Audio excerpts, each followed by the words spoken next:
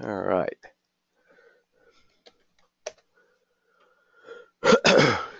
Hope everybody had a good break.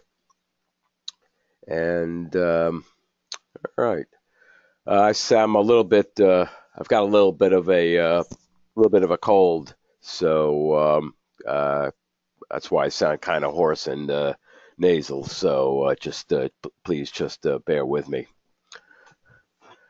All right.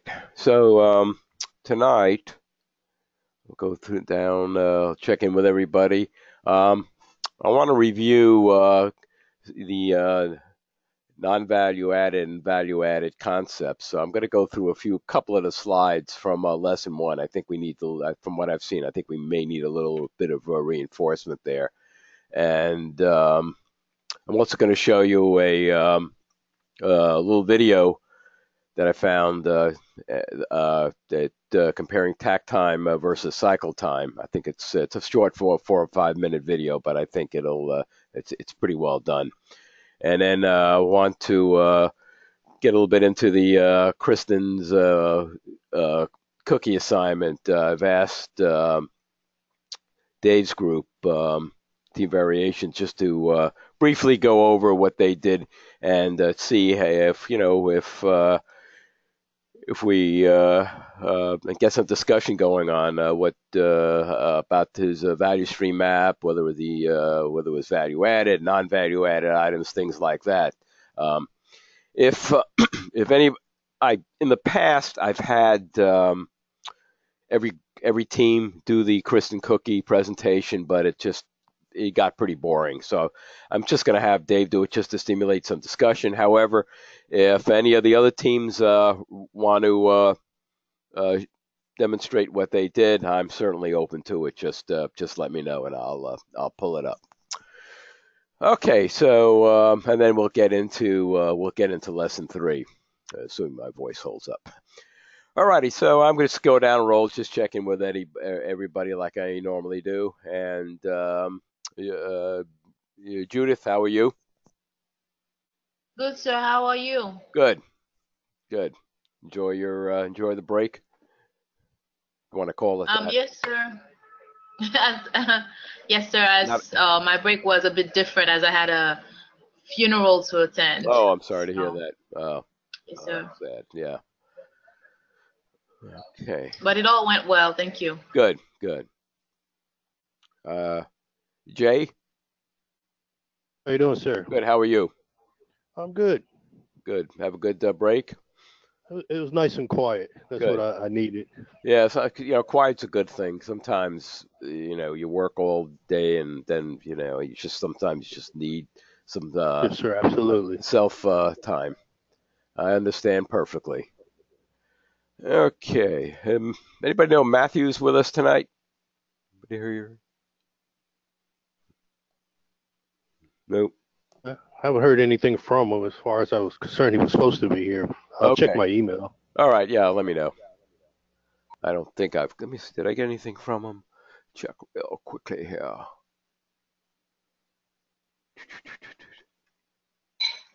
Nah, nothing. All right. Maybe he's on his way. Okay. Good deal. And Megan, Hi, sir. good. How are you? I'm doing well. How are you? Good. Have a good holiday. Yes, it was a nice little short break. Good. Yeah. Probably too short. Yes. Was yours nice? Pardon me. Oh yeah. Did Yes. you have a nice? It was. Unfortunately, the day after Thanksgiving, I started coming down with this cold, and but I'm actually getting over it. But although it may not sound it, but sound, I've been pretty much just resting the last couple of days with this thing. The first cold I've gotten in years, so at least it's not the flu. All right. That's true. Yep. Yeah. Good. Yeah. We're in that flu and cold season. And DeCarlo, Hi, sir. how are you? Oh, good morning. Fine, thank you. So, do you do anything similar to Thanksgiving in South Africa? No. Nothing. Oh, okay. I'm sure you've got other types of holidays. Yeah. Nothing in November, Oh, most in December. December. Yeah. Okay. Well, hope you enjoyed the break anyway. I did. Good. All right. And Edgar. Evening, sir. Good. How are things going? It was definitely a nice break from work, especially. Good. And I would suggest as a remedy, maybe a swig or two of tequila would help with the cold. Yeah. I actually had. Yeah. I was at. We were at my son's house with his family. I had a little bourbon, but maybe I should have had more. Probably should It'll have. help. Yeah, I probably should have had. I should have had more Maker's Mark. From help making help. Makers always makes everything better. It does absolutely. Yeah, I should have had more, but anyway, maybe it would have. Maybe I needed to have more before the cold. Maybe the alcohol would have killed some of the germs, but I don't know. All right, good deal. Cameron, Good evening, sir. good evening. How are you? Doing very well. Good. Any how was your break? It was good. A little short though. I wish it was a little longer, but it was still very relaxing. Good, good. Um, any updates with the project, or are things pretty slow right now? No, nothing new. Yeah, Pretty much the same. yeah. Just based on my experience, sometimes when you get into the holiday season, it could cause a little bit of a lull. I mean, yeah, you definitely don't want to fall behind, but sometimes during the holiday season, people tend to put off decisions and things like that until after the first of the year. So it may be this time of the year may present a little bit of a challenge, and you may be in a situation where even though people's minds aren't entirely on work, they're thinking about the upcoming holidays and things. You still have you still may have to get their attention to get what you need. So it's just one of those things. I'm sure you've all, many of you have experienced it, unless you're in retail, where obviously it's the busy time of the year, which I don't think any of you are. So, all right. Yep, that and a lot of people are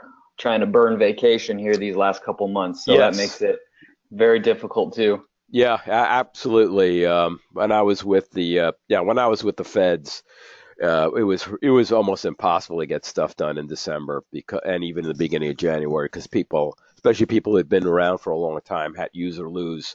So a lot of them kept waited till the end of the year to take it, and yeah, definitely, no doubt about it. But just keep plugging away. I mean, this is for everybody. Okay, let's see, and team variation. Ron, how are you? Doing well, sir. How you doing? Good. Oh, good, good. Have a good day. You have a good break. It's pretty relaxing. Good. Nice. I actually flew from Boston down to Tampa and spent the week down there. Oh, nice, nice place to be. All right, good deal. Let's see, and Dave. I'm good. Good. You have a good. Enjoy your break. Yep, it was pretty good. I went to New York for the Macy's Thanksgiving Day Parade. And Oh, did you? so, Oh, yeah. so that was pretty good. Yeah, I was. I grew up in New York. I grew up in New York City, but not in Manhattan. I grew up in Queens, one of the five boroughs, and I never went to the Macy's parade, but I was watching it on TV this year with my granddaughters.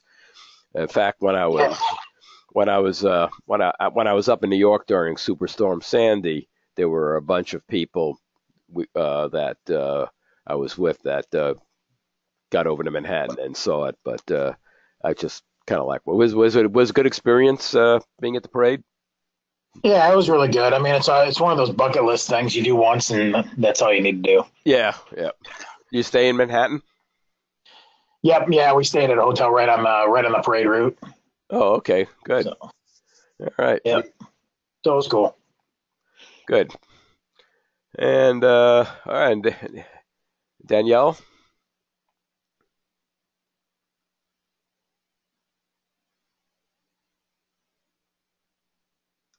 you there? All right, and Sam, Good, sir. good. Have a good break. Yes, sir. Just spent the holiday with the family here. Good, good. All right. Okay, so let's see what we got here.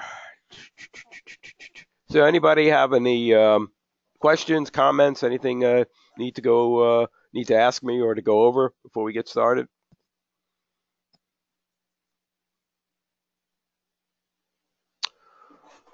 Okay, so I'm going to just go over. I'm going to go over a few slides dealing basically with non-value added and some of the value added concepts.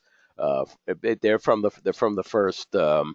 first lesson, but I just feel that they're important concepts, and I just think they need some reinforcement. So I'm going to go through those let's see here.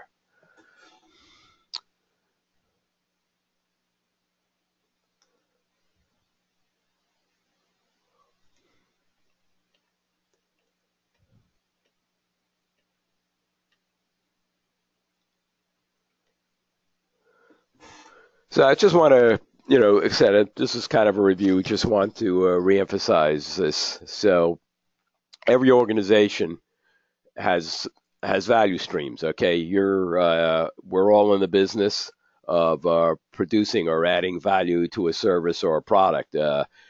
You as an employee or you're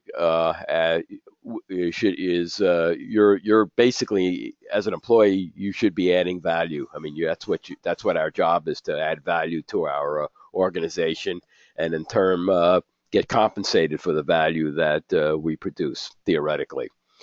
So when there is a product or a service for a customer, there is a value stream. And like I said, it may not always be efficient, it may not always be effective, but it is a value stream. And our job as quality professionals, we're there to make sure that the value stream is efficient and effective, and using the lean concepts that we've been discussing. So, from an enterprise level, they mention raw materials to customer product manufacturing, which is where it all began. But it's also now in other areas: customer service, service delivery, marketing, engineering, and administrative functions. So you might have your purchasing department probably has one or two value streams. Okay, probably basically the buying of the purchase order function. So if you do a value stream of the purchase order function, you're looking at the entire process, looking at the lead time, and looking at the activities that are non-value added and those that are value added. And as we discussed earlier, a lot of the non-value added are the wait times. So even though your organization, even though creating purchase order is not the main product or service for your organization, it is a value stream, at least for the purchasing department. The human resource department, for instance, might have several value streams. It might be payroll, benefits administration, or recruiting. So those would be three common types of value streams in the human resource department. The accounting department, that the main value streams there might be the accounts payable department, accounts receivable department, and general accounting, which produces the financial statements and does other types of transaction. So everybody, all not only on an enterprise-wide level, but even in different areas of an organization, we're all in the business of producing. We're all in the business of producing value. And in those value streams, we have non-value added and value added activities. And that's where, as we mentioned before, we put on those lean glasses and look at where the non-value added and where the value added is.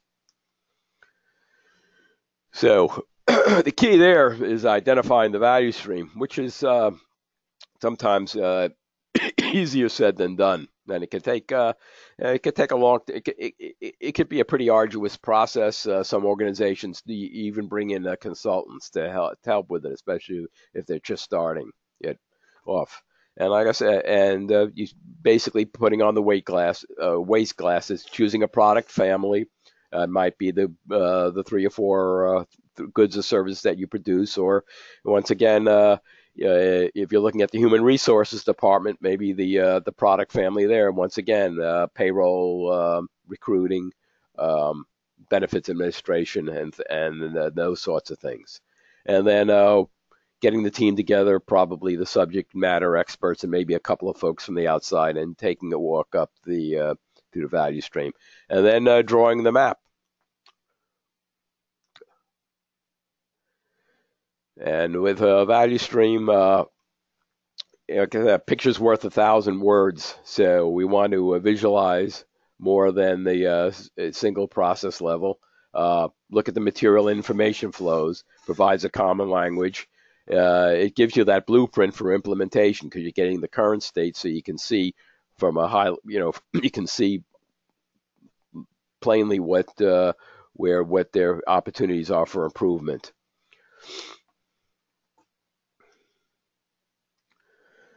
So this is the value stream mapping sequence, which you're doing is in your coursework. You're starting with the current state, and then analyzing the current state with either with your team members and or with folks in your plants or offices that are actually engaged in the process and looking for improvement actions, and then creating a future state map. So those are 2 of your deliverables for the program. So we're looking at the current state, any improvements that we can make, and then coming out with a future state. And then eventually that future state really becomes the current state. And then you're continuously, in the spirit of continuous improvement, you're looking for other improvement initiatives to get to the next future state. So it's always we know it's continuous improvement, and it's a continuous cycle. And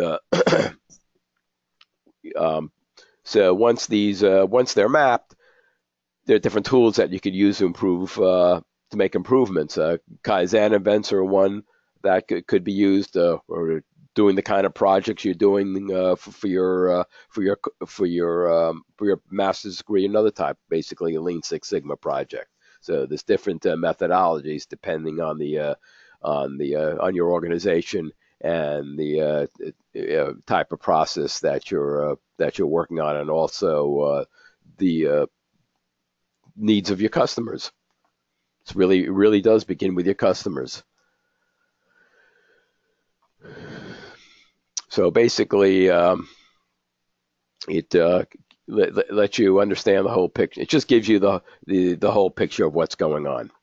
And let me go to a couple of other things here. We know the value stream. I'm not going to go back through that. Let's see something.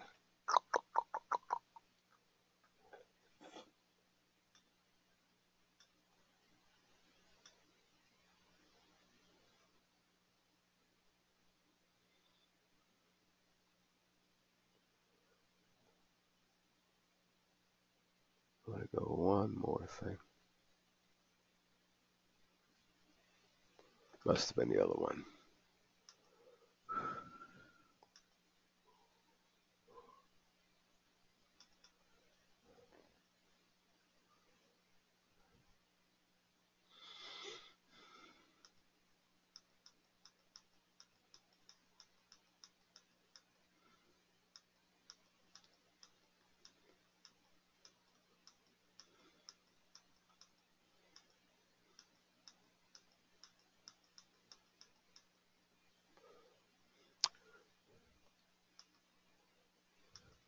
Yeah, I just want to go over some of these terms again to make sure that fully understand it.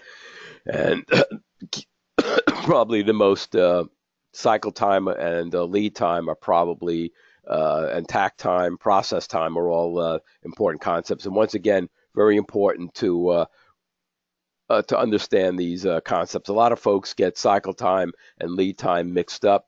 As a lead time is the time for the entire process from the time it's the customer initiates the order till the time it's shipped to the customer is the total lead time, and the cycle time is the amount of time that it goes through each of the different process steps. So very important to recognize that. So the lead time includes the value-added, the non-value added activities, the business value-added activities, ordered. That the whole thing, it all counts as the lead time from the time it's ordered to the time it's billed. That's it. That is your total lead time. And then you have the process time, and that's the time that a unit or a document or similar is actually being worked. Okay, so here is on top here is the whole process from step 1 to step 6. So we're looking carefully at step 3, and we've got 2 examples of waste, movement, and waiting. Okay, so but the actual process time is when the stuff is actually physically, whenever that the actual unit or the document is actually being worked on. Okay, it's gathering data and creating documents. So this is where the value added work is happening. Okay, so it's just important. This is important to remember. So the entire process is the lead time from step 1 to step 6, and the process time is the time it's spending in each of these steps where it's actually being worked.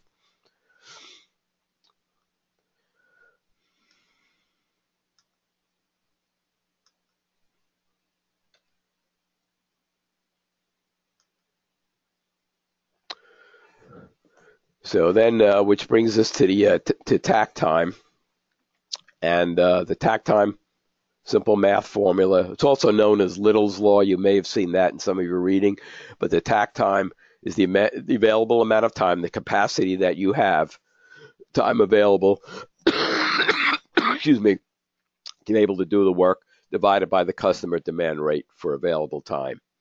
So the cycle time in step number 3 is 10 minutes, and then so basically from the time it enters step 3 till the time it leaves step 3, the entire cycle time is 2 minutes. The part demand is 5. So basically what we're saying here is 2 parts come off the line every 10 minutes. Simply it's the available time is 10 minutes divided by the customer demand, which is 5 minutes. So this is not in the original, this was not in the slide, but there's something, in case it's kind of apropos to this kind of year. It's basically waiting in line in a department store, which some of you may be doing if you are not shopping online. So this is more like Little's Law, which is similar to the tact time. So in this particular case, we've got a checkout line. Looks like some sort of a department or a clothing store, and it actually deals with what they call queuing theory, as they call it, the science of lines. I'm not going to get into that, but this is just an example where you're taking a concept like tact time and you're using it more in a service industry. So here, the number of customers are already in line, which are 6. Divided by 2, which are the customers entering the register area. So basically, you divide that 6 by 2, and that you can expect to have to wait in line in 3 minutes. So when you're out doing your your holiday shopping, if you do that and you're standing in line and you're bored to death, try to figure out how much time you're going to see if you can compute how much time you're going to be waiting in line. So. Or if you still go to a bank and you have to wait on a teller, or if you go to an amusement park or like Disney World, where they really have that whole queuing theory down to a pat, you can stand there and figure out how many people are entering a ride and then determine and figure out the amount of time, and then add up the number of customers, and you'll figure out how much time you're going to wait, and then see if it actually holds true. So anyhow, I just wanted to throw that in there, in that it's used it's used in a lot of different areas. All right. Okay, I'm not going to move to. Anybody have any questions or comments on this, on value add? Everybody clear? I want to make sure everybody's clear on the whole concept of value added, non-value added, cycle time, and process time. I mean, it's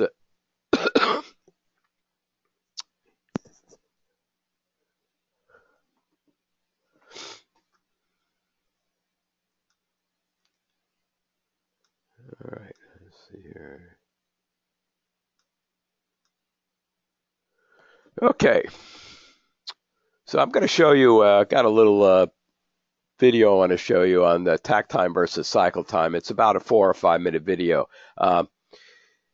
The person who's the narrator has kind of an unusual accent, I shall say. So try to get beyond that, but I think it's pretty good. And if anybody has any, I can tell you where to find it. If you think it may be of value to you, just let me know. Let me go ahead and pull it up.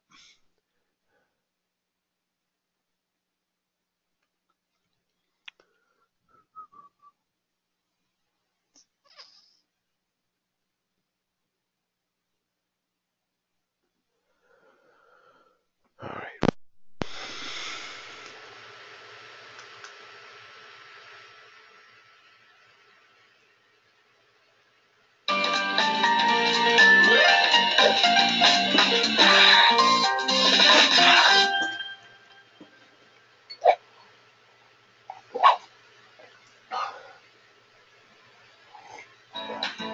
Did you know that there is a lot of confusion among takt time, cycle time, and lead time? Companies waste a lot of money because employees make confusion with these times that are the basis of lean manufacturing. So, in this video, we will reveal you the secrets to having the correct definition stick in your mind forever. By using these secrets, you will impress your audience, your boss, and be the lean expert of your company. Secret number 1. Takt time is a limit. There is often an internal fight on calculating this time. Takt time is simply the ratio between available time over customer request. Why has everyone different takt time in their mind or PC? Why they spend hours on calculating it? A great way to understand and use the takt time is to remember the following sentence. Takt time means my customer buy one of my product every X minutes. Period. Takt time is the limit I have to respect at every step. So don't waste time to be so precise. At the beginning, use it just to understand which process are the closest or overcome the limit. Secret number 2, about the cycle time. There is confusion about the definition of cycle time. Is cycle time with setup? Is cycle time with changeover? Is cycle time with operator pause? Is the cycle time with the rework included? An incorrect estimation leads to waste of money. What you need to solve this problem is to use this definition. The cycle time is the time between two start button pressure. Go to the workstation and measure this more times with different operators. Do the mean and the variation, and you will have real numbers to work with. Secret number 3, lead time and our great cashier method. Lead time is not very clear to many people. If you don't know this time, you will close your business. It's becoming more and more important. A simple solution to understand lead time and the relation with takt time, cycle time, and inventory is the hour cashier metaphor. Imagine a cashier in a supermarket. They know they have to close 20 customers each hour. The takt time is 3 minutes. If you remember the secret number 1, this is the limit. So the cashier has to process a client below the 3 minutes. In other words, the cycle time has to be under 3 minutes. If you are in a queue of 10 people and the cashier works one customer every 3 minutes, you have to wait 30 minutes before you go. This is the lead time. How long has one product to wait before being processed? Or how long it takes one product to enter in your company and exit to the customers? These 3 times should be more clear to you now. To go into details, we prepare the ultimate guide to understand takt time and use it in an efficient way. Visit our website and download for free.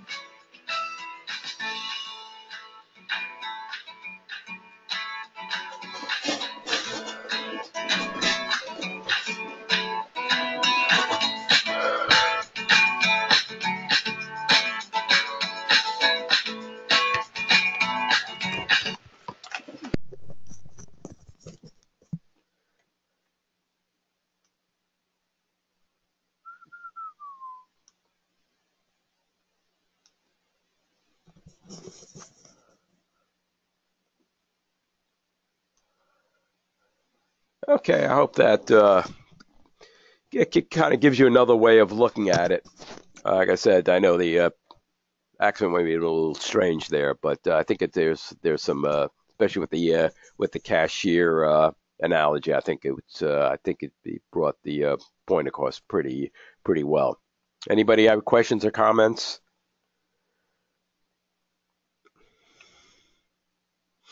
The cashier analogy was easier for me to follow, so are you right on that one?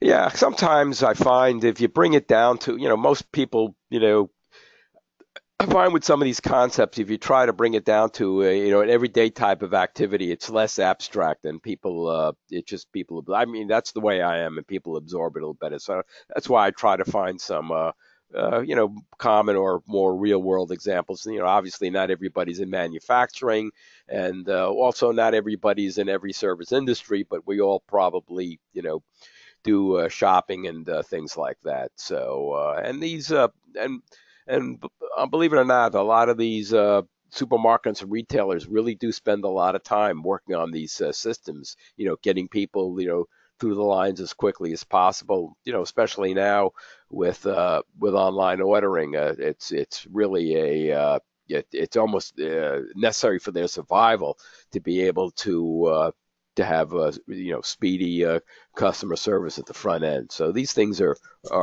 really gaining much more importance in the service and retail types of industry. Anybody else? All right. So now we're going to go and going to have Dave's group just kind of go over what they did in their Kristen's cookie exercise. So I'm going to Dave, I'm going to go ahead and pull your slide up, and I'll let you take it from there. Okay, ready? Yeah. Ron, I mean, flip the coin for this. So Ron's actually going to present the that's slide. Fine. Good enough. Thought I downloaded it.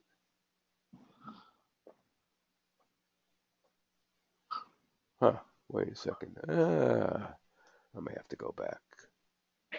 I thought I had downloaded it.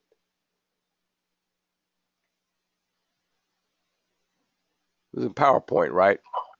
Yep. Okay, I thought I did it. All right, bear with me for a second. My apologies. I thought I downloaded it, but not a problem.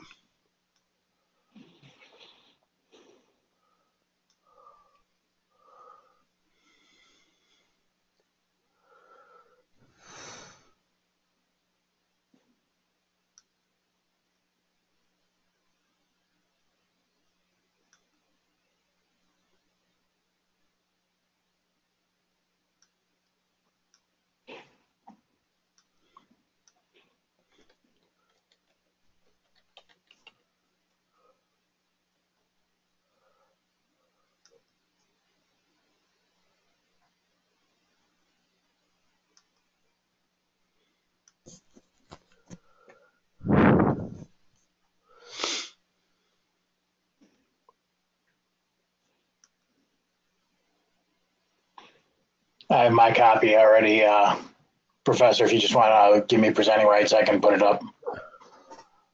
All right, Dave. Yeah, I'll go ahead and do that then. Let's see.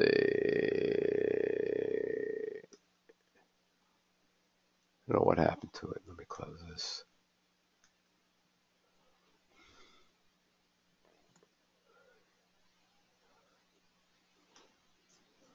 All right.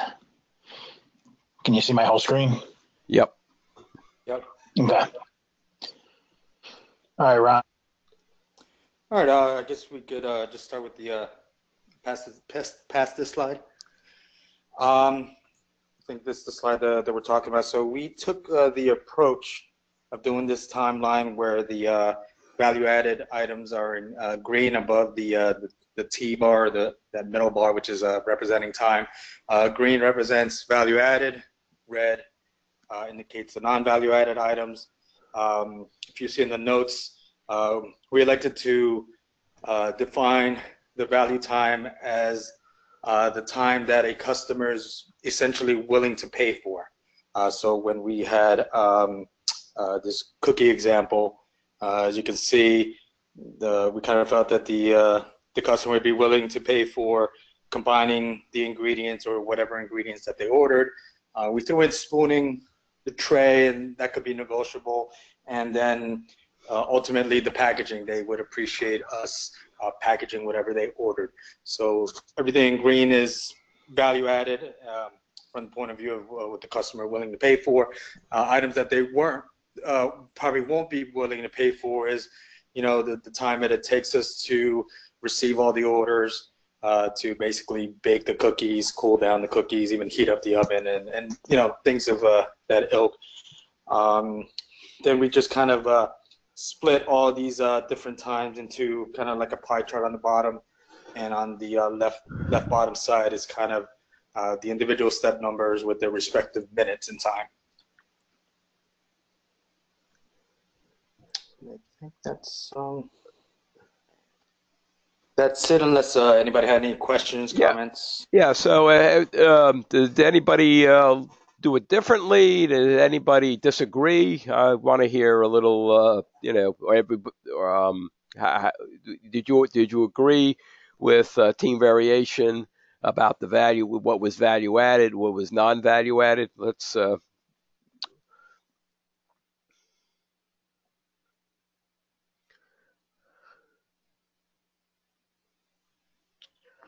I'd say I'd agree. The chart that Cameron and I were kind of looking at looks kind of like theirs. And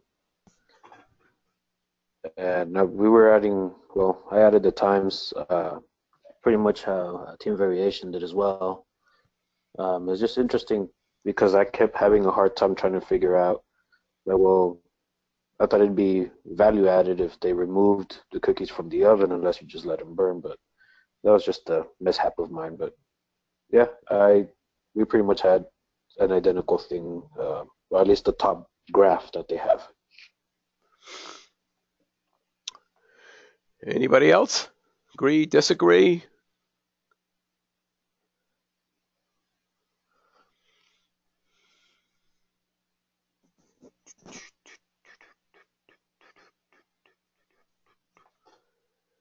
So let's let's look at it from this point of view. All right, these are freshly baked cookies, right?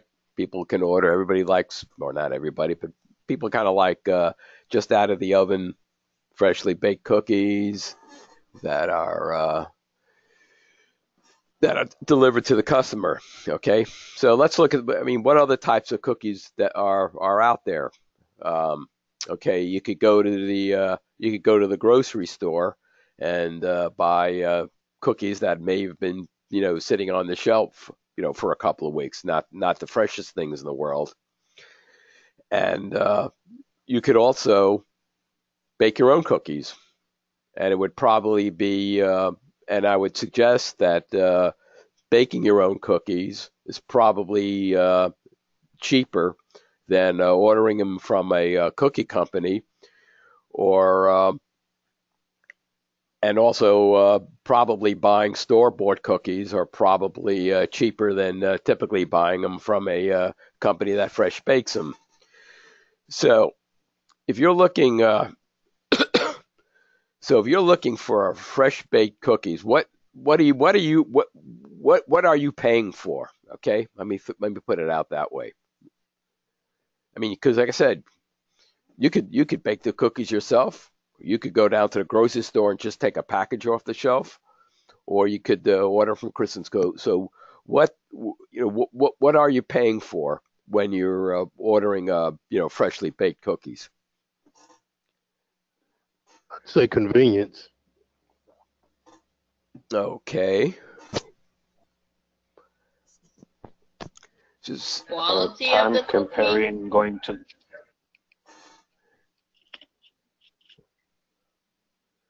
I mean, because you obviously have your choices when it comes to buying cookies, right?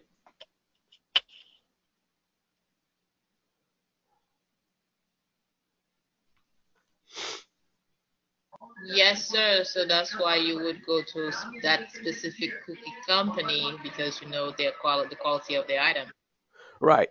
So look again at the non-value what his group came up with. And I think most of you probably came up with the same results as non-value added. If you taking a look at it from that perspective, that you want a freshly baked, warm, delicious cookie. So let's look at the non-value added piece of it again.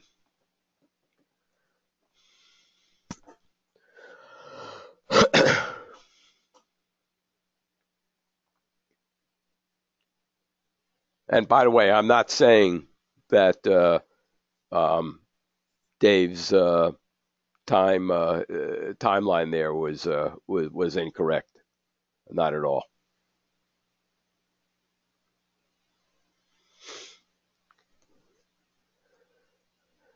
I was just wondering why the baking time would be non-value added. Yeah, good point. That's kind of what I was driving at. And like I said, having it as non-value added is not necessarily wrong. Having it as value added is not necessarily right. But you have to look at the product holistically. You're looking for a fresh baked cookie, so why would the baking time then be non-value added? And because you're probably paying more for a Kristen's cookie than you would be from, let's say, a Nabisco cookie or and of course anything that you made yourself. But so the baking part, you could consider that as value added, theoretically. I'm not saying that's 100% correct, but there's in a lot of cases, and I've done value stream maps with a lot of different groups. You can really you think it's pretty cut and dry what's value added and what's non-value added. But I've been involved in some pretty spirited discussions when we've done value stream maps on what's the value added in the process and what's non-value added, especially if you're dealing with if you're working with the employees in that group, because obviously nobody wants to consider whatever they do in a process is non-value added. Although I would suggest, and there are a lot of jobs out there, people doing inspections and rework and things like that are essentially non-value added. So yeah, so the point is, you can make an argument. I think you can make an argument that the baking part could be value added, because when you're paying for that cookie, you're paying somebody to bake you a nice fresh baked product. Any other thoughts on that? I agree, sir, and I'm having a little debate with Matthew as we're on the same page, and he pretty much says that the dough on the tray would be non-value added to him versus it being a value added. Okay, so why is that? Because to him, baking is more important than whatever types of tray that you use, because there's baking sheets, there's a different tray that you can use, so he doesn't see it as a... Right. So basically, yeah, that's a good point. I'm glad you guys had that discussion. That's a good thing, because, as I said, it's not always that obvious. I was going to say, the baking, the fresh baking, could be, as I said, could be considered part of the value of that product that you're paying for. Another example, how about in a restaurant, for instance.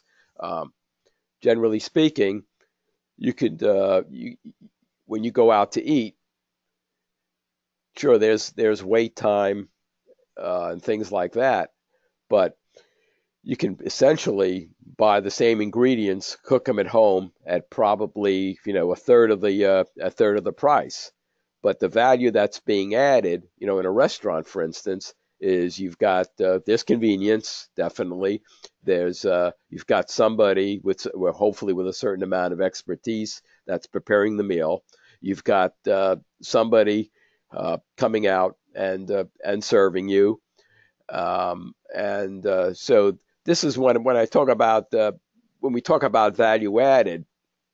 That's what we mean. So they're basically the chef, the waiter, in their own way. They're adding value to the product. So, and in a restaurant, obviously you have to wait for the food to come out, which you might consider non-value added. But at the same time, the old saying is good food takes time to prepare. So you could make an argument, hey, that maybe it's not non-value added, because they're making it. They're making it to order, so there really is value added. If you're ordering a steak, for instance, you're adding ordering it for a certain way. Well done, for instance, it may take a little bit longer, but it's still meeting your expectations as a customer. And as you know, it's the customer that's determining quality. So, well, and if I could retort something, but going back to the baking time, they were using in this scenario, they were using kind of like the oven that they had in their dorms. Right. If I were to improve my oven and get a more energy efficient oven, one of those high class ones that reduce my baking time, do I lower my prices at that point? It depends. You'd probably have to do a cost-benefit analysis to see if it really does pay. Depending on the volume of the business, their demand, and things like that. But no, that's a good point, though. So it depends. So yeah, I mean, you could. On the other hand, you could say because they're using less efficient equipment, that there is additional wait time, and maybe the difference between using a dorm oven and a more commercial oven, the difference between the time might be considered non-value added, that piece of it. So in other words, just throwing this out, if it takes an hour to cook in a dorm oven and 30 minutes to cook in a commercial type of of it, and you've done the research, the benchmarking, and so on and so forth, yeah, then maybe you can make the argument that 30 of those minutes are non-value added because they're not doing it efficiently as possible. But then, you as lean experts would catch that and maybe recommend it, or at least do some sort of a cost benefit analysis. Does that make sense? Yep. Anybody else? So it gets back to the point I was trying to make before, is we're all in the business of trying to add value. Now, I'm sure, in a restaurant, there definitely is waste. I mean, food gets thrown out, and there's also bottlenecks sometimes with ordering.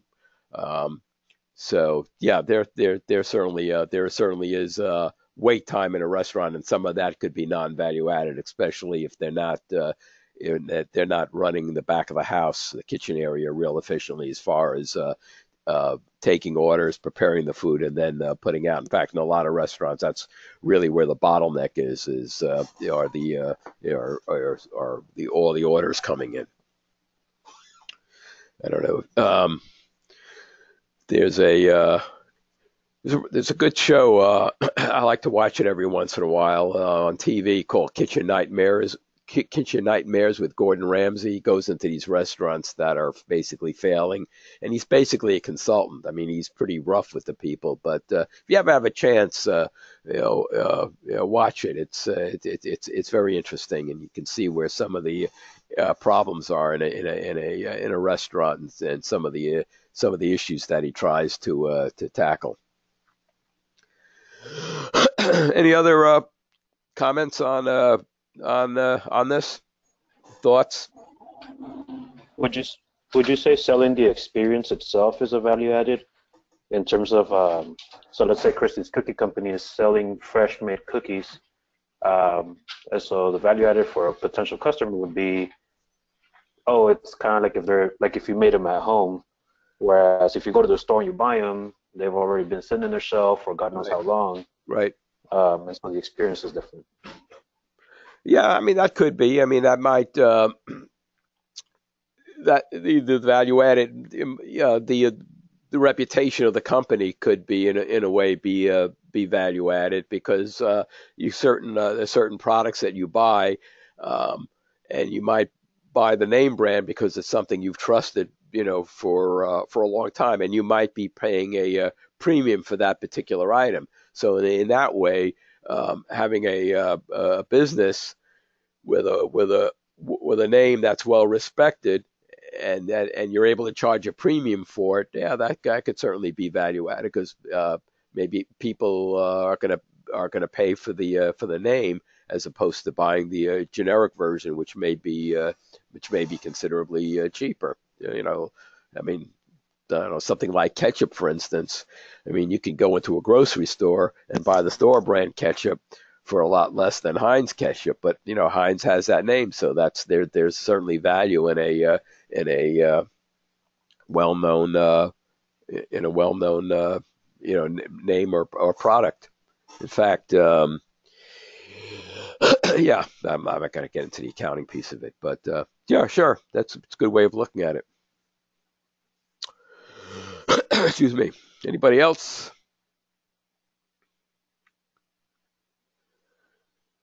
All right. Well, you say that's the way the cookie crumbles.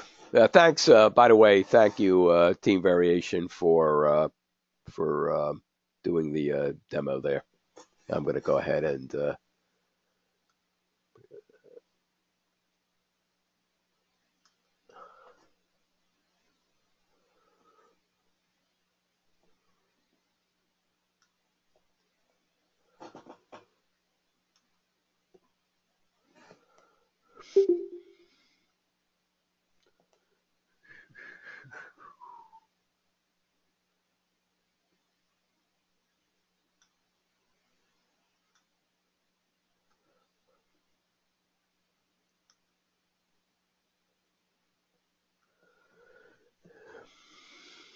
If we have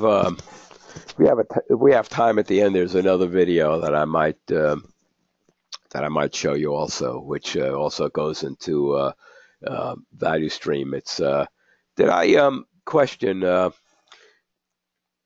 Did I last time?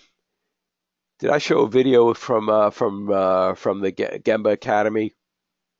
Either lesson 1 or lesson 2. Does anybody remember? I know it was a long time ago.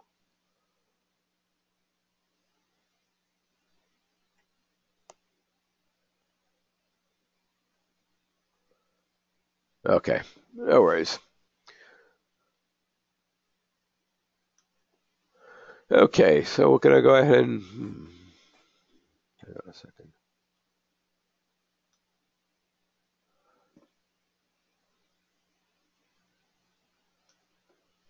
Hang on 1 second.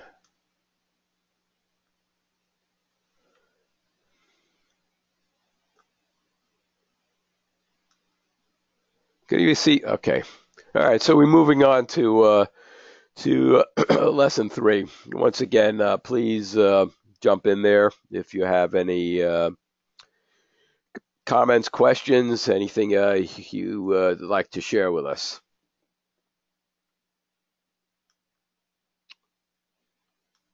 In fact, you know what? Give me 2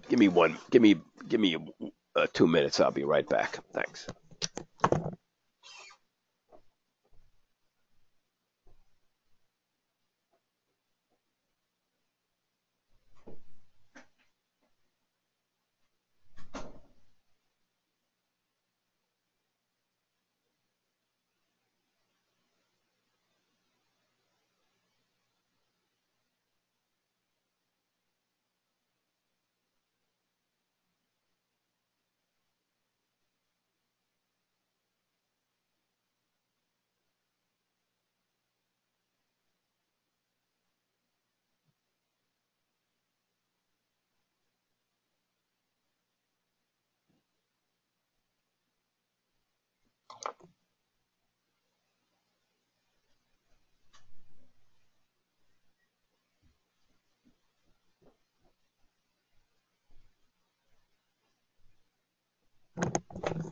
All right. So lesson 3. So the starting point, and it all starts with the customer demand. Okay, all starts customer demand. Excuse me. So we've been talking about takt time, and that's basically the formula we use for determining the concept for meeting demand in a regular, uniform rate of progression of products through all stages from raw materials to finished goods. And the key thing there is a key takeaway there. It's in a regular, uniform rate of progression of products, okay, from raw materials to finished goods. So, yeah, it may not work. TAC may not work in an environment where the products are custom made. It may or may not work in an environment where there's a lot of seasonality. So demand is the average draw expressed in units, so 20 seconds between the completion of tasks during a product creation, as an example. And so the fourth bullet, the more variable demand, the more difficult it is to achieve flow. So, excuse me, Professor? Yeah. I'm not sure if you're sharing a screen. I can't see anything. Can't see anything? All right, hang on. Sorry about that. Oops, I think that's right. Can you see it now? Yes. Okay. Yeah, so once again, I'll just go through it again. It's all everything in lean as we've learned throughout this course so far. It's based on customer demand, but the takt time works fine, and if the demand is in a regular uniform rate of progression of goods or products, so it has to be pretty steady. Demand has to be pretty steady. If there's a lot of variation, both in production and in demand, the takt time may not be your best metric. So it really depends on the type of environment that you're working in. So when there's a lot of variability, we try to avoid the variability, but if there is, you have increased batching, a lot of high volumes of materials on hand, longer lead times, and higher labor costs. And when you have increased batching, there's a more a probability of finding errors in the batch because it builds up and it's not easy to detect if there are any defects. Higher volumes of material on hand, it's one of our 7 wastes. High volumes of material usually means higher inventory. Once again, so you get spoilage, you've got inventory holding costs and obsolescence, which leads to longer lead times, and then you have higher labor costs. So you try to, if you can, in the ideal world, you try to have a steady customer demand and a uniform flow of product through your manufacturing process. In the ideally.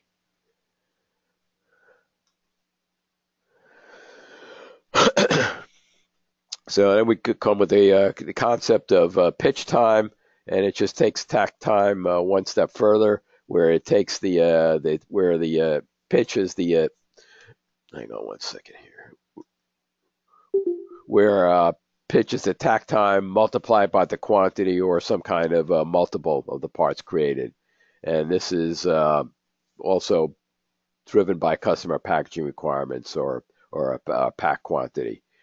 And we use that basically in load leveling, takt, pitch, customer demand. All these play a key role in leveling. And once again, the less variation you have, the better the flow, the more efficient the process. And once again, less waste, less labor costs. So ideally, that's what we're looking for: is smooth and uniformity. And so we try to do this through load leveling or balancing. And we have to, as lean experts, we have to deal in the variations in the demand, pack size, or capacity. So basically, if you're trying to achieve, we want to achieve flow without, if you try to achieve flow without achieving load balance, it's not going to be good. So you can't have lead balance without looking at the variation first, and then of course in Six Sigma, one of the concepts of Six Sigma, as you've already learned, is looking to reduce or eliminate variation. One of the key concepts. Excuse me. So the takt example, we have 3 products sharing a thing. In this particular case, this is a concept we call mixed scheduling. So in this particular case, we have 3 products sharing a single process. So we have products A, B, and C that we have to schedule. We want to do it in a repeating schedule rather than in 3 large batches, because what have we learned so far about batches? It tends to build up, and it's difficult to find defects or errors in batches. So why do we try to achieve mixed scheduling? You have work cell balancing, so you have a smooth workflow, reduce work in process, which is basically inventory, which is one of our 7 wastes. You can reduce safety stocks, hopefully, so you don't have to have that safety stock buffer, because you'll always have what you need on hand. You have a constant rate of flow throughout the day. Once again, so we're eliminating variation, and and the design is based on customer demand. So what this means, you can have a pack of A, then a pack of B, then a pack of C, then back to A, and as opposed to having 10 packs of A followed by B and so on. And I think for intuitively, people would if they were going to decide which is the best way, most efficient way of doing it without knowing any better, I think a lot of people would say, well, wouldn't it be just easier to do 10 packs of A, 10 packs of B, and 10 packs of C? Because I don't think the mixed scheduling for most people is really is intuitive. So in this particular case, the demand for, so you see what the demands are. So in a traditional mixed line sequencing, we're doing X number of the purples, then we're doing what, six of the five of the red crosses, and two of the pentagons.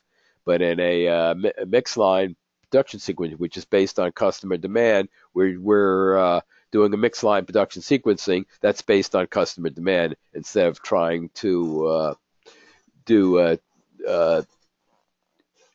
the traditional mixed line production sequencing. It leads the balanced mixed line production sequence leads to a more consistent flow.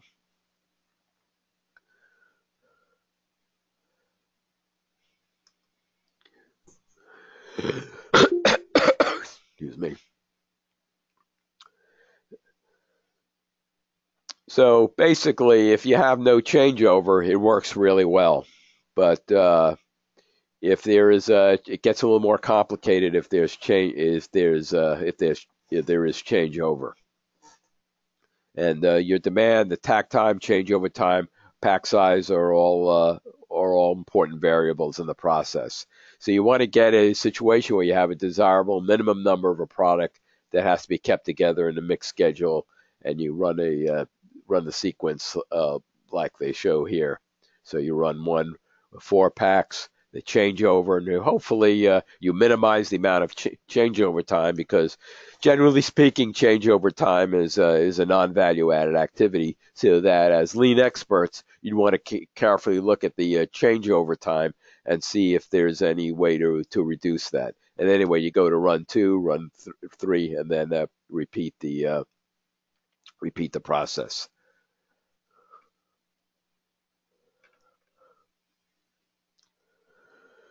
Yeah, as I mentioned before, it is counterintuitive. You want to keep like products together. I think most of us, just the way our thought process is, you want to keep like products together in batches to cut down on changeover time, and you start with the largest batches first.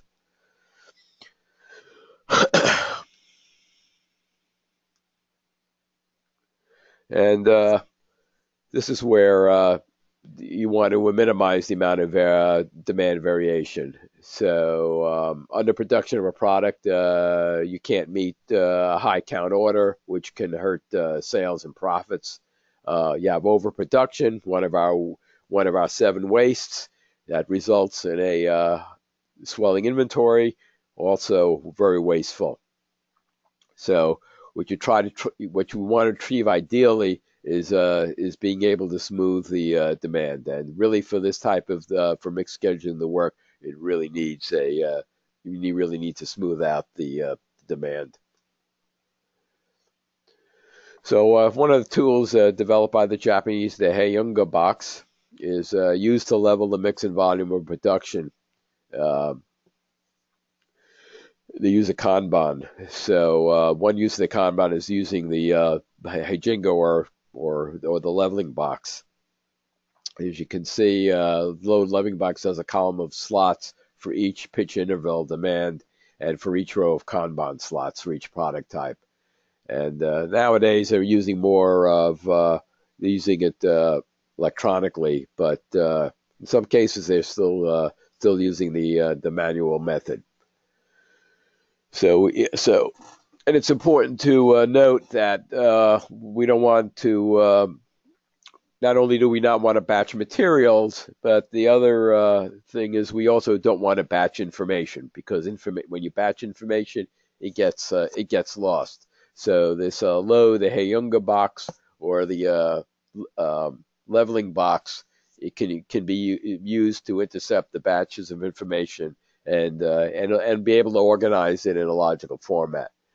So in this particular example, products A, B, and C are produced at different levels. So you can easily see using this what has to be produced, and you can schedule accordingly.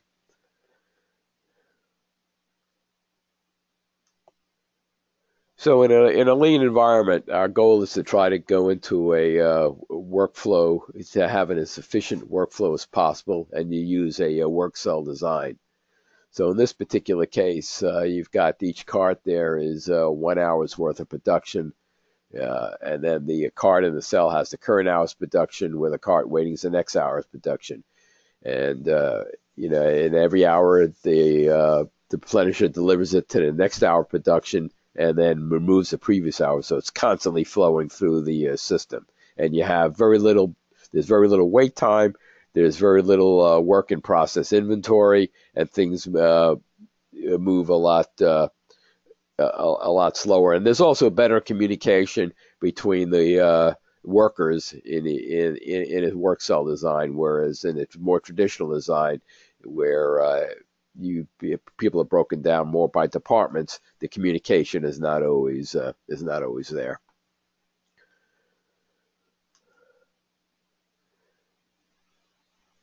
Yeah, so the leveling box wouldn't be used as for a highly variable production. You might not even use mixed scheduling for a highly variable production, like custom made items and things like that. So excuse me. So as products are withdrawn from the shipping supermarket, the signal is then given to production planning, which loads the Hyjunga box. And then on a time interval, a strider takes the appropriate card, which is the instruction for production, from the box and over to the assembly line, and then withdraws the previous times interval and supplies to the shipping supermarket. And this cycle repeats itself throughout the entire shift. Once again, you have to eliminate as much variation in the process as possible in order for it to be successful. And the key there is it won't work in a highly variable production. So not only is the Hyjunga box used for scheduling, but it also is used for passing information, which is just as critical. And if you're reading the goal, you'll already should be familiar with the pacemaker.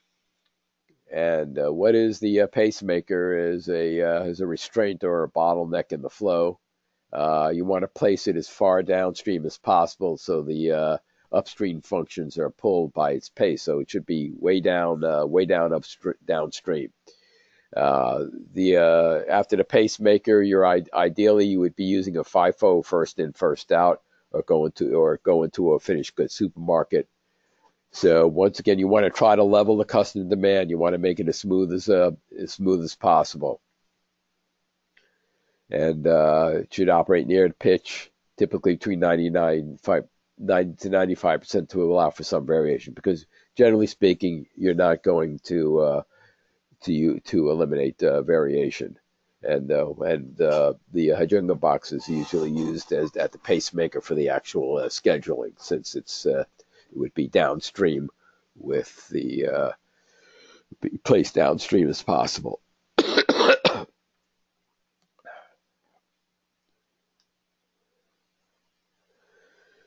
So this is a simple example of batch and push processing. So basically, the batch time is 25 minutes for a total order, and the one-piece flow, which is the ideal state, is 13 minutes. And you can see there's a lot of wait time. There's inventory work in process, as indicated by the triangles with the eye between each of the three different workstations.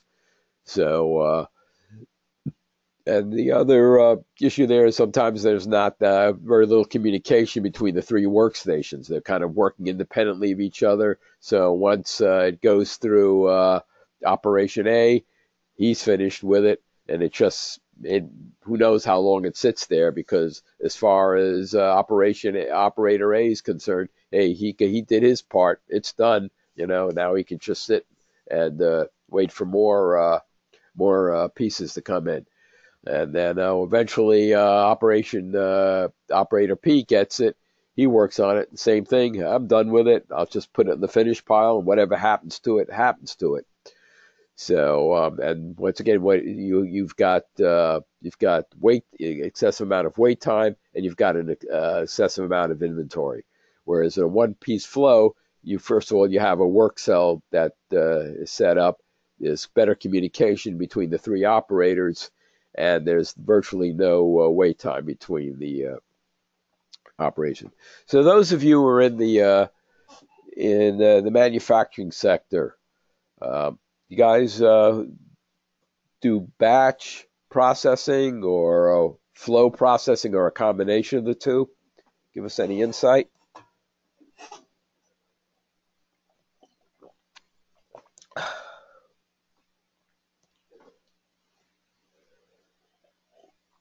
For you to see, it's usually more of a flow process, and then our shipping department actually does the batching. But yeah, it's more of a, we try, supposedly it's supposed to be a one-piece flow, but it is a flow process.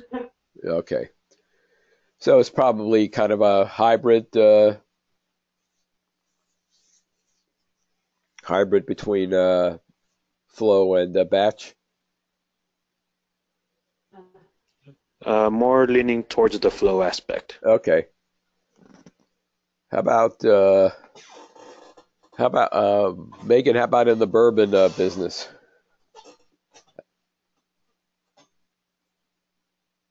It's more of a flow. Is it? Yeah. The bottles go down the line, and then they are dipped, and then it goes straight to shipping, where they are loading it onto a trailer to go out the doors. Okay. But you have but there is actually, I guess in the front end, there's a lot of wait time, because doesn't it have to be, the product has to be aged before it gets bottled, right? Correct. Yep. We usually age it about 8 to 9 years. Wow. So we do have that, but the line is more of a flow. Right. But it also depends on how many orders people are needing at the beginning of the month, how many shipments they need, and things like that as well. How about the demand variation from your customers? How does that impact your business? I mean, if we don't have people needing bourbon, then it affects us. It could affect us, but right now bourbon is booming, so it's not affecting us a lot. Right now we can't keep enough bourbon to bottle. Wow. All right. Anybody else from their experience or world of work?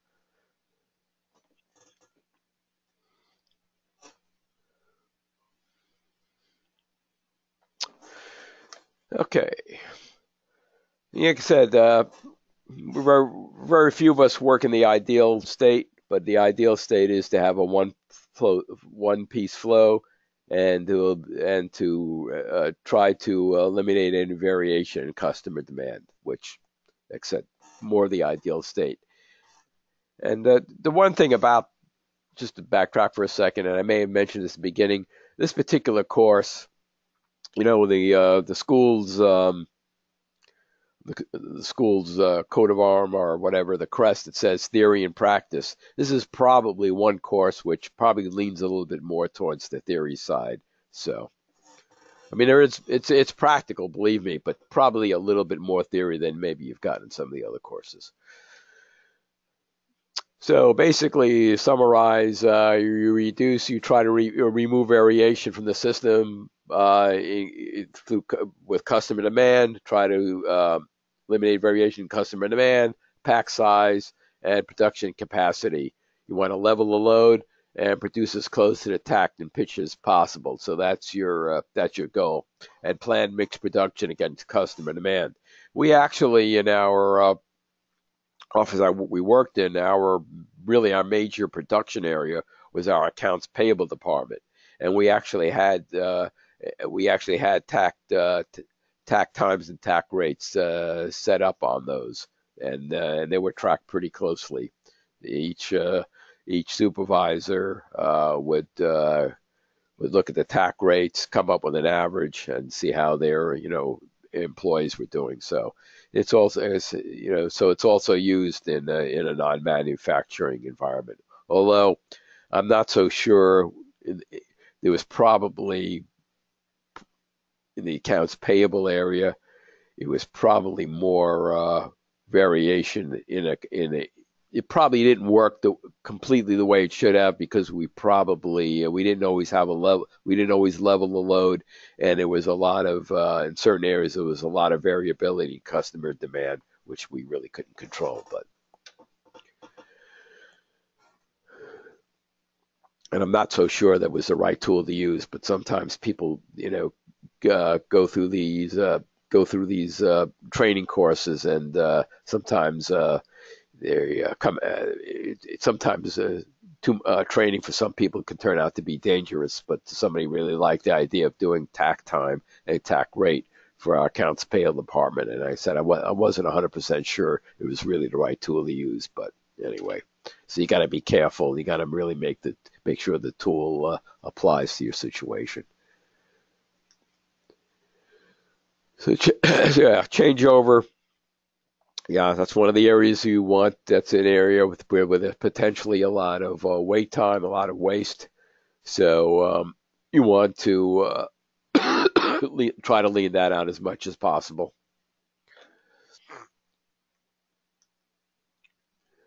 So yeah, so speed's important. Everybody wants it.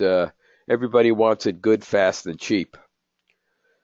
We had one of our managers had in his office a sign there that said, "Good, number 1, good, number 2, fast, and number 3, cheap." And underneath he said, "Take 2 out of 3." But if you can good, fast, and cheap, you'll be a hero.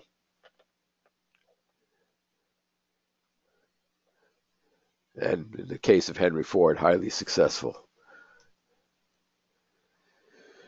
Yeah, so changeover time is critical, and without it, you can't. Your mixed scheduling is not going to work.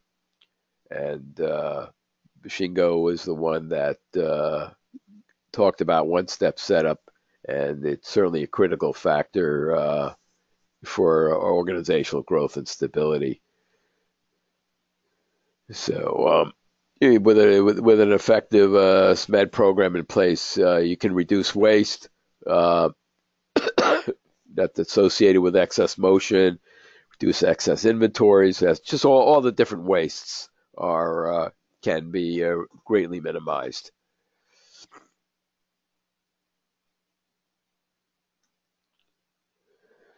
So, and then the definition is the time between the end of one lot and the beginning of the next lot. Very simple definition.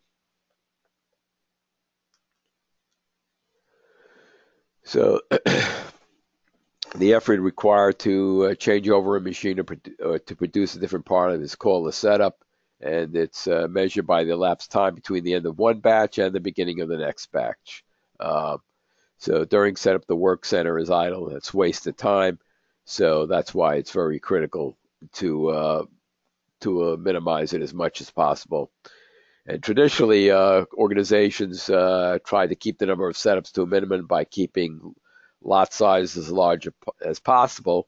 But that leads us to two evils: large batches, which potentially cause defects, and our big work in process inventory waste. So the traditional approach keeps the number of setups to a minimum, and it looks like everybody's working, but you've got the problem with large batches and work in a large WIP.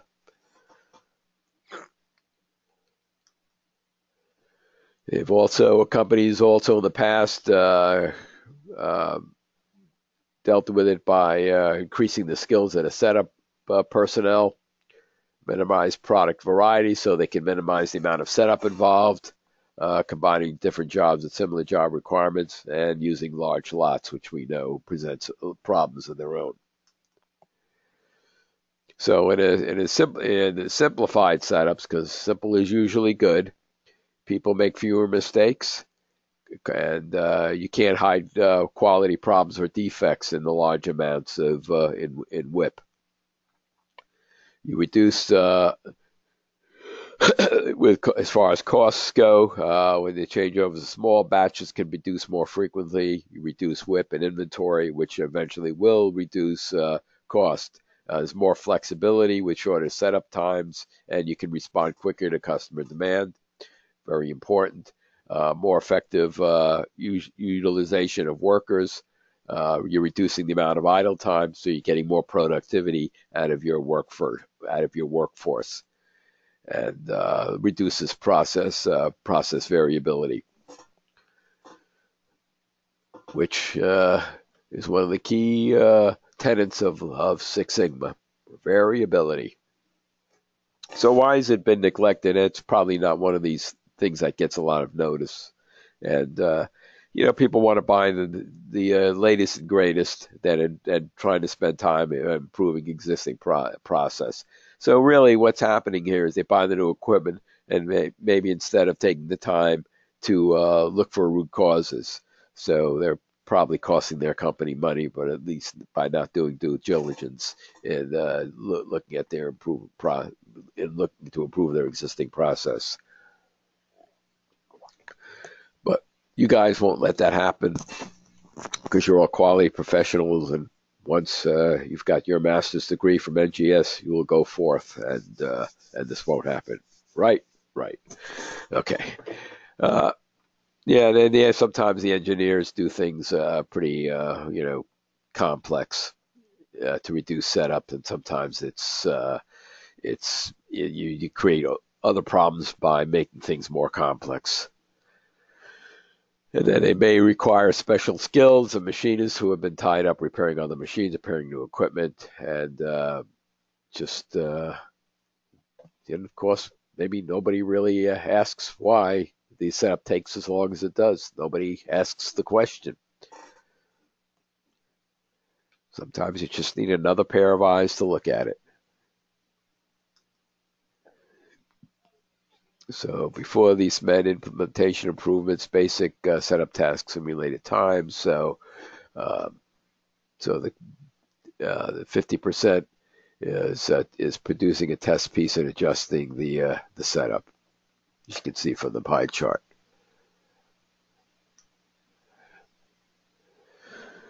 So you also want to ID internal and external elements of the setup. Internal elements can only perform while the process is stopped, which can be costly. External elements can be performed while the process is running. So you want to make sure that only internal elements are performed while the process is stopped. You got to be careful also, because when you have to stop the process, it can be costly. So allow yourself to look at your internal setup try to look at it as if you're looking at it for the first time. If you were doing it, if you were designing the process, would you be doing it differently? So these are things you should be asking yourself.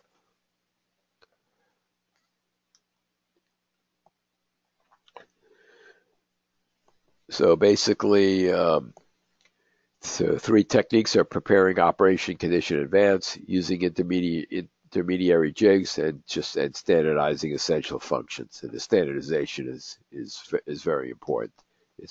Standardization is important in terms of customer demand, process flow, work rules, and things like that. That all leads to a more of a flow type of production. Standardization is everything. So you have checklists, tools, specs, workers required, making sure that everything is set at the proper values, temperature, pressure, current feedback, and correct measures and dimensions required for each operations. And then we go with the 5S. We discussed that. We discussed last time in a successful work flow process. You've got to have a good 5S program: neat, clean, and standardized. So this is an example of a tool chest. And as I mentioned last time, if there's a tool missing, especially if it's in an aircraft maintenance facility, that could be catastrophic. So not only is it important for standardization and flow, but also for safety. Visual controls are important also. So it's important. You want to also be able to reduce motion. Distance traveled to perform changeover is extremely efficient. If you've all done the spaghetti maps, so it may have opened your eyes to maybe the fact that maybe you've got one of the 7 wastes, which is excess. 2 of the 7 wastes, which is excess transportation and excess motion. Function standardization.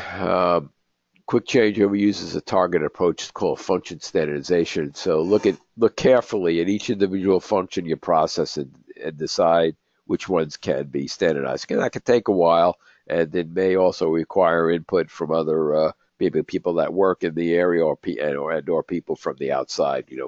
Sometimes it's good to bring in folks from the outside the process because they look at it through different lenses.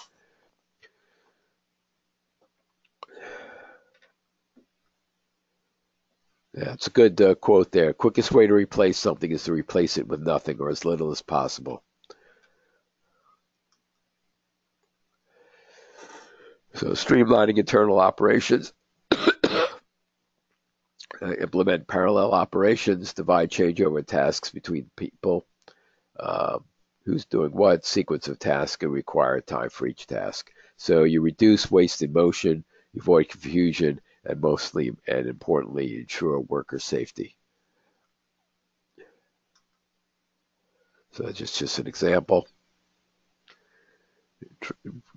Excessive transportation, we know that's one of our 7 wastes, so an improved transport is something also that can be looked at, especially between storage areas.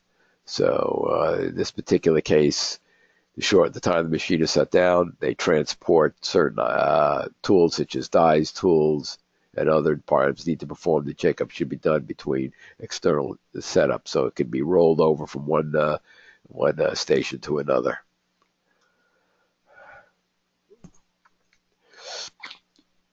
So things are things that can be asked. Why do we don't have changeover? If we run single product lines, then maybe there's maybe changeovers are a non-issue. Are individual lines running different products or capable of running another product? If the changeover time was used systematically, would it make sense to mix production?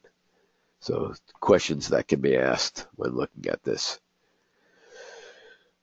So in a Kanban system, it's a Japanese word for visual record.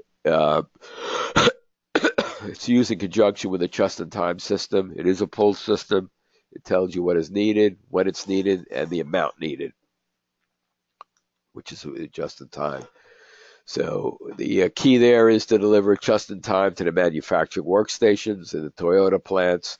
They are right up to right on the production lines. You're passing information it's also a communication tool because you're passing information to the preceding stage as to what and how much to produce. So Kanban authorizes production from downstream operations. It's based on the actual physical consumption. Different signals can be used: a card, flag, verbal signal, used with fixed size containers. So basically, the formula there is the minimum quantity equals the demand during lead time plus the safety stock divided by the container quantity. So that's how you determine the Kanban quantities. And this is just a simple Kanban card when they need to restock. So it's got an actual picture of the item. It's got a barcode on there, and it's got all the detail that you need to for proper replenishment, where at the pull location, the size of the hex nut, the quantity. I mean, all that information is on one card.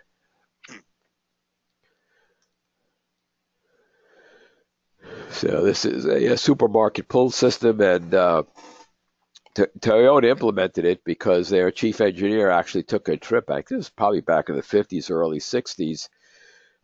Actually visited a supermarket in the United States, and he was really impressed on how you pull, especially with the gravity feeds, like in the dairy department, how you pull like a bottle of milk out and automatically replaced it. So he pretty much got that idea from our supermarket system.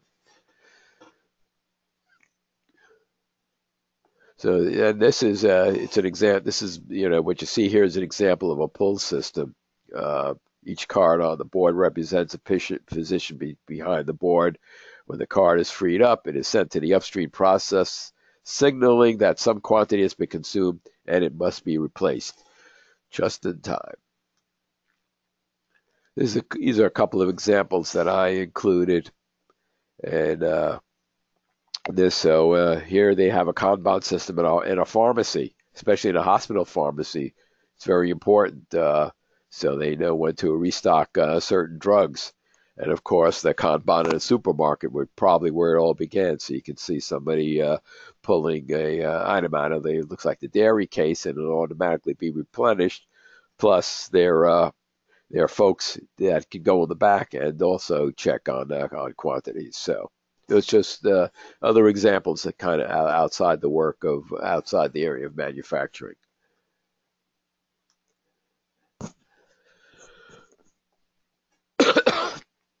So the operation principles include, level production, balancing the schedule to achieve low variability of the number of one part from one time period to the next.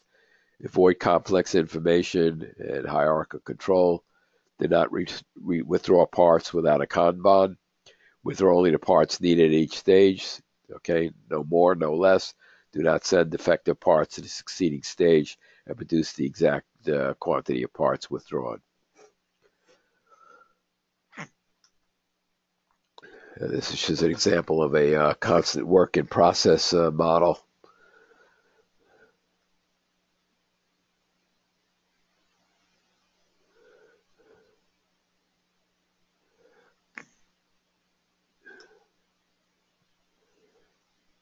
So these are some of the disadvantages. Too many card numbers, high amount of setups. Those are the advantages. But by allowing whip to be collected in front of the bottleneck, con whip can function with lower whips and less production control personnel. So that's certainly a major advantage. So Kanban is a pull system. Okay, not a push system, but it's a pull system, and that's what we're trying to achieve is a pull system. It's a communication tool between different stages, and it's not a silver bullet to cure all industrial products. It's problems. It's more of a repetitive type of manufacturing environment. So it may not be used in a manufacturing environment that's more customized. That's more of a custom type of environment, and it won't necessarily improve manufacturing performance.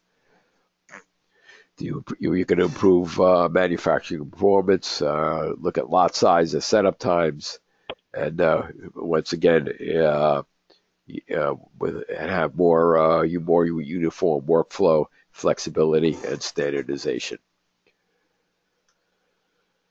Here's some supplemental slides. So here, 10 parts are processed in 2 batches of 5 each. So the customer wants 10 parts. Process 1 takes 5 minutes to do. 5 items, passes to process 2. While process 2 is working on its first batch, process 1 is working on its second batch. By the time process 1 is complete, second batch, 15 minutes have now elapsed. Process 2 sends its first batch to process 3, which begins work on batch 2. By the time process 2 completes 2 batches, 20 minutes have elapsed. Eventually, it takes 25 minutes to process the order. That's the traditional batch processing. In a one peak flow, it's virtually cut in half.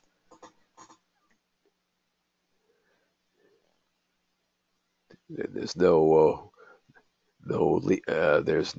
work in process either. Just flows right through, no wait time, just flows right through. So this is one piece flow with an effective pull system. So this basically mixed scheduling, basically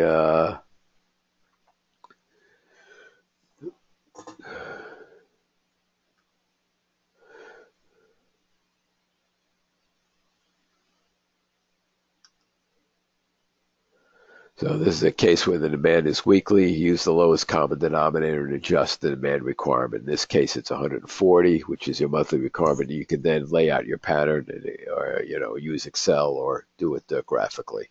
It's just tools that you can use. And this is just working towards a zero changeover, a step-by-step process. Look at the true functions of each operation. You want to convert these to external setups because, as we learned before, the internal setups means you have to stop the process, which could be very costly. Excuse me. This is a checklist, streamlining operations.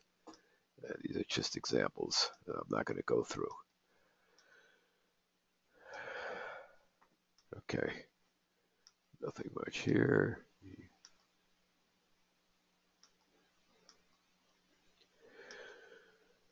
All right, my voice is about ready to give out. So that's about all I've got. Anybody have any questions, comments? Want me to? If I went too fast, do you need me to go back through anything? Any parts?